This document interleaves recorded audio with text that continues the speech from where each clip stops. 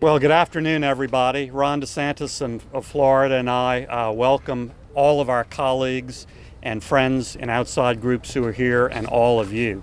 We're here again to state strongly and clearly that we believe Rule 1 of democracy, including this Obamacare debate, should be that Washington is treated like the rest of America and doesn't have special exemptions, special bailouts, special subsidies.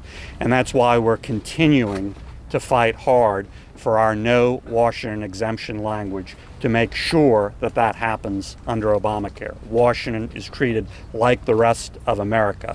No special exemption, no special subsidy, bailout, or sweetheart deal.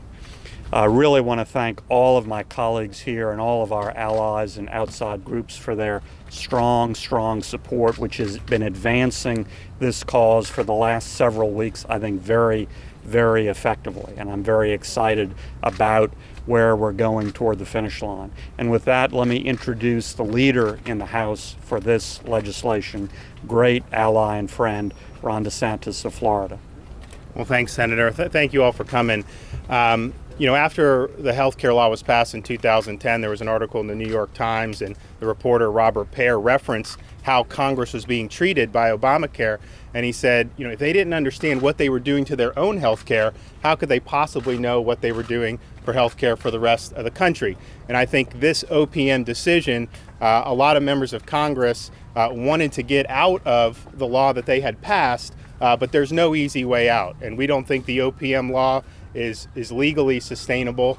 And we think that we need to take legislative action to correct that and simply go back to what the law actually says. And that is members of Congress are put into exchanges and they are not given any type of tax-free subsidy under the law. I think that we're going to be actually voting on this today from what we were told at our conference. And I think that'll be a tough vote for a lot of people, because when I campaign, I'm a first termer. I had people come up to me and say, you guys up there, they just take care of themselves. They don't really worry about us. And so you look at some of the negative effects of Obamacare. You got people losing hours, getting pushed to 29 hours a week. Some businesses are not expanding, less hiring being done. Nobody's talking about relief for those people. But yet when this pinches Congress, they all of a sudden are able to engineer a special rule through the bureaucracy. We should be the last ones who are getting relief. Our constituents should be the first ones. And so I look forward to today's vote. And I thank the senators here who've been very vocal and strong on this. And I'd like to see how this will shake out once it gets to the upper chamber. Absolutely, great. And next is a leader on this issue from the very beginning during the Obamacare debate. He fought hard for this language, Senator Mike Enzi of Wyoming. Thank you, and thank you for bringing this up too. Yes, I was on the Health Committee when it came through the Senate. We got this amendment on there that said whatever pain America's going to feel, the Senate and their staff are going to feel, members of Congress and their staff are going to feel. And I was on the Finance Committee when Chuck Grassley brought it up there, and we passed it. Nobody can vote against that. They know that they ought to be under the same laws as everybody else in America. Unfortunately, during the recess, the president asked that there be an exception there, that we be allowed to be different than the American people, that we be allowed to bring any subsidy from Congress with us. That's wrong. The amendment that we're trying to get through would prohibit that. It would make us be under the same law as America. And everywhere I go, the people say it's about time. It's about time that Congress was the same as us. And one of the things it'll do is point out to Congress some of the pain that we're inflicting on this country with a law where they're going to have to disclose a lot of personal information for which there is no protection on privacy that they can certify. And we're only in this position because we haven't done the appropriations bills the way we're supposed to. If that would have been done, this would have come up under Health and Human Services and it would have been fixed. So we're trying every step that we can to fix it so that Congress has to live under the same laws as everybody else. And of course, we thought it might be a good idea to include the president and the vice president and the appointees of the president. They ought to feel the same pain as America. And I can't believe that the president wouldn't want to be under a bill that has his name on it. Thank you, Mike. And another great leader in the Senate on this issue, been very, very involved from the beginning of this fight, Senator Ron Johnson of Wisconsin. Thank you. I would first like to just thank Senator Vitter and Congressman DeSantis and Senator Enzi for their leadership on this issue. I mean, this really is just a basic point that Congress should live by the laws that it passes. And I wasn't here during the health care debate. I watched it from afar.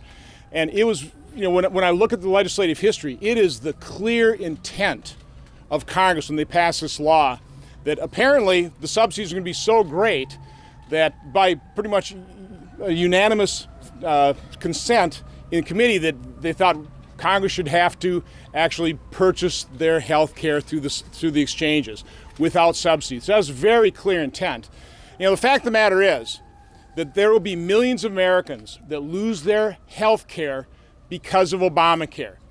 Members of Congress and their staff are part of that population. But because President Obama, without the legal authority, directed his agency to carve out a little special treatment for members of Congress and their staff, that is simply wrong, because under that ruling, it'll only be members of Congress and their staff that will have their employer be able to contribute toward that health care coverage in the exchanges regardless of their income level. Now, that is simply not fair. And of course, President Obama is all about fairness.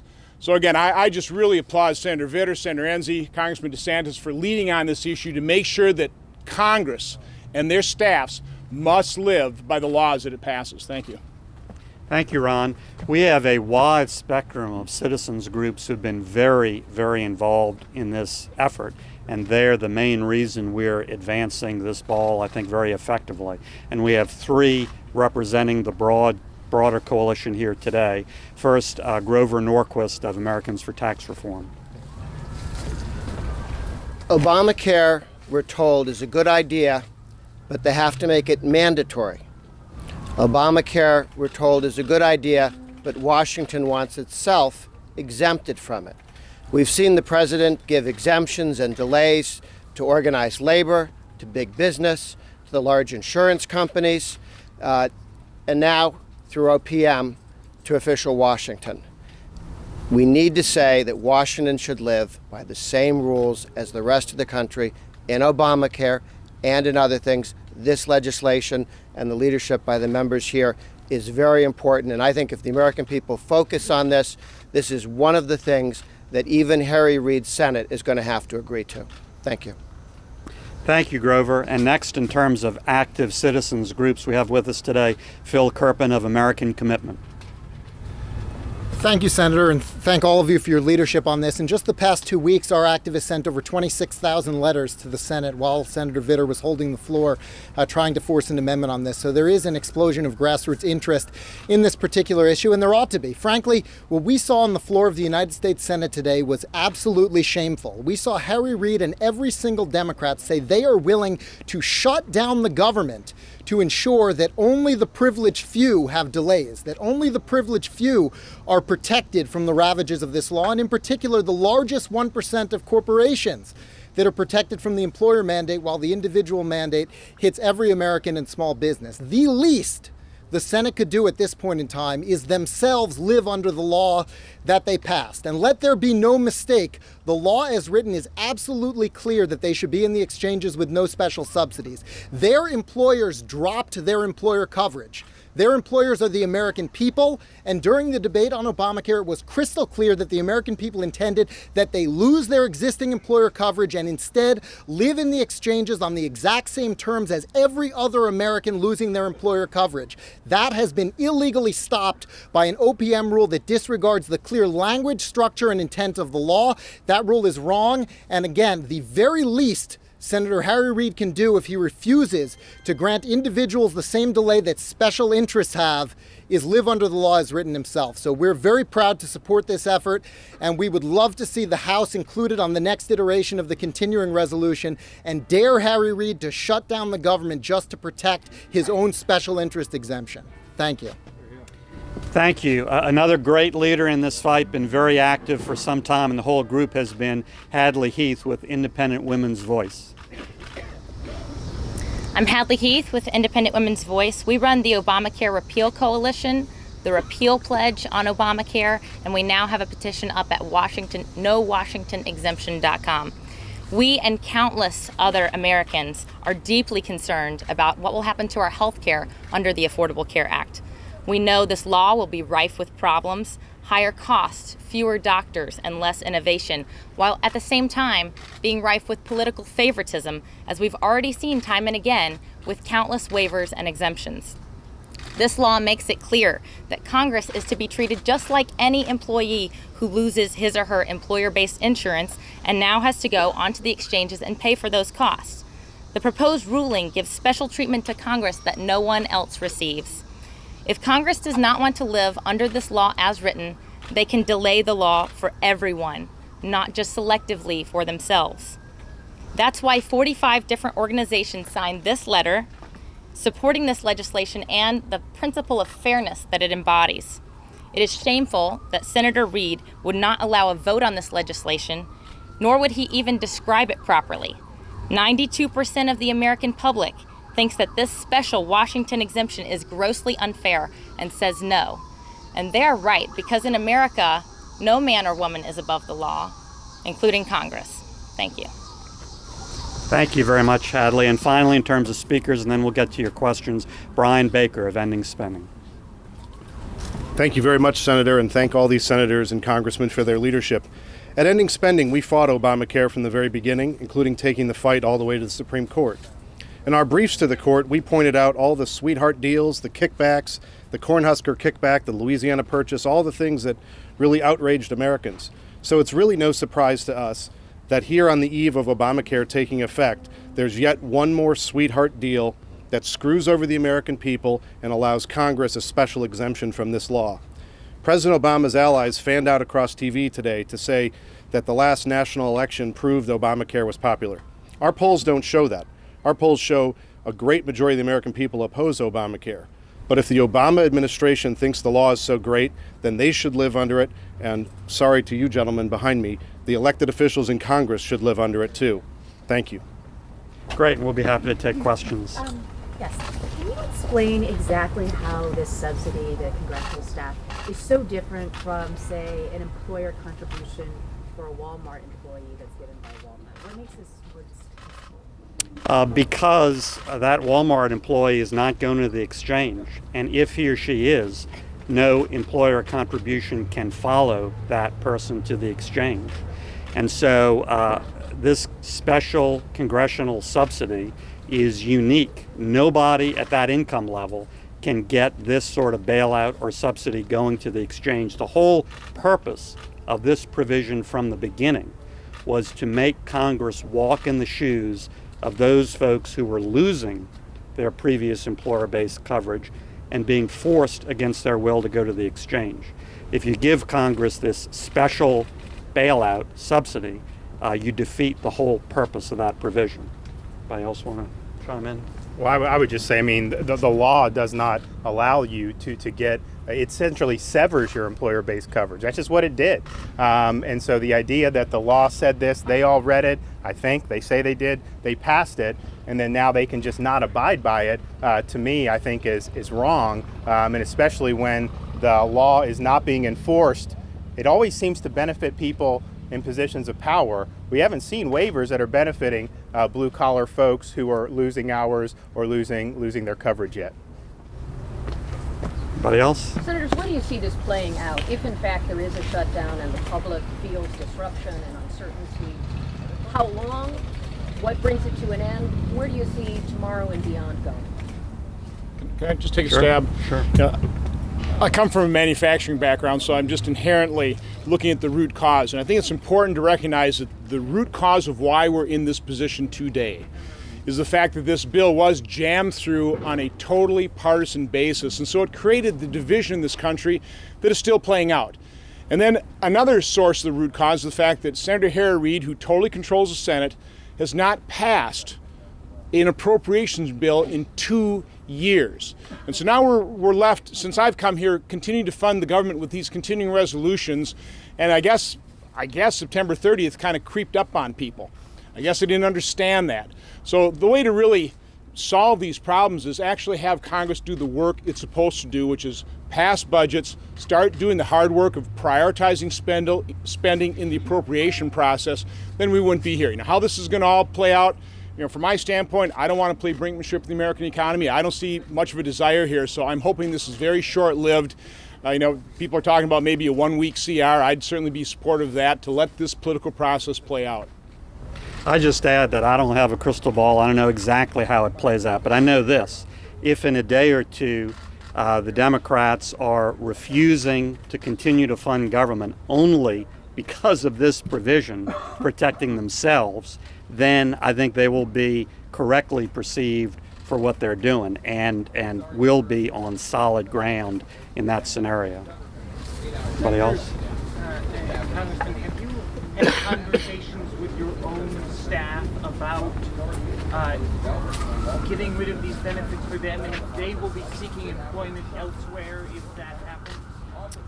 Well, I would just say, I mean, we're not getting rid of the benefits. Obamacare got rid of the benefits. The statute got rid of the benefits. OPM's trying to do an end run around that, and you can't just magically create subsidies through executive fiat. So, you know, my staff understands that it's legally unsustainable in terms of what OPM tried to do. So they don't view it as me trying to take something away. They understood Obamacare did that, and it was just a matter of time before this day came. And just to echo Ron, just speaking for my staff, my staff understands that it was the Obamacare statute that did this. My staff understands that I fought against that statute, and my staff agrees with me that Washington should live with the law it created. I actually had a very specific conversation with my staff, and I feel so strongly about this. One of the things I did is I wanted to make sure that I availed myself of every possible remedy. So I actually issued a comment to the Office of Personnel Management asking to reject this ruling. 7 members of my staff joined me in that exact same comment. So the reason I did that, by the way, is to make sure that I've exhausted every remedy so that I can hopefully establish standing to challenge this in court if it goes that far. But again, I'm really hoping that the House includes this language in a continuing resolution, that Harry Reid brings that thing up, and we actually codify the fact that we should not be getting special privileges here in Congress. Anybody else? Was any consideration given to applying this to the White House? Our language does apply it to the White House. So our language does 2 things. First of all, it goes back to the clear language of the statute regarding all members of Congress and all congressional staff. And secondly, it expands that and applies that same rule to the president, the vice president, and all of their political appointees. Do you have any comment on what the House should do now going forward? Would you like to see just your amendment attached or your amendment and a 1-year delay of the individual mandate? Being in the Senate, I'm not going to give them free and unsolicited advice. I don't know if Ron wants to comment. Well, I think that you may see that today where they're both combined. And I would just say, too, you know, the beauty of the 1-year delay was that actually would have delayed this provision, too. And so the staff would have been able to keep their current benefits. And that's something that, you know, a lot of people haven't brought up. But that's so, you know, I think that shows, you know, we would like to delay the whole thing. That would actually give everyone relief, including staff and members of Congress. I have no problem fixing it for us. We should just be at the back of the line, and we should be fixing it for our constituents first. But I would say on the amendment to delay the individual mandate, which people like Joe Manchin have said is very reasonable. 22 members of the House who are Democrats joined us this July to delay the individual mandate for a year. And then you're adding on this provision to say no special treatment for Congress. I think that's a very tough thing to vote against. And I think a lot of constituents will look at that and say that that is very unreasonable. And in terms of my colleagues on the Republican side, voting against what we're trying to do here may mean that you are facing a primary challenge. It could very well be an ex-congressman soon. This moves numbers. People do not like this out in the country. It just gets them in their gut when they see this stuff go on. Final question? Yes. I know you feel very strongly about the merits of this, but it may result in a shutdown, and are you worried about a backlash from that? Oh, I think our language is the best thing in sight to avoid a shutdown, quite frankly. I think if our language is there and that's what Democrats have to hang their hat on to say no, I think they're on completely indefensible ground. So I think our language is the sort of response or solution to that in a sense. But Anybody if else? the two chambers can't agree, then the government will shut down at midnight. And if it's because Democrats won't accept treating Washington like it treats America, I think that's a message that's important for all Americans to hear. Thank you all very much. Thank you. Would anybody like copies of the coalition letter? Very much. Thanks a lot, Ron. Thank you. Good to see you. That's all right. That's okay, buddy. Thanks so much.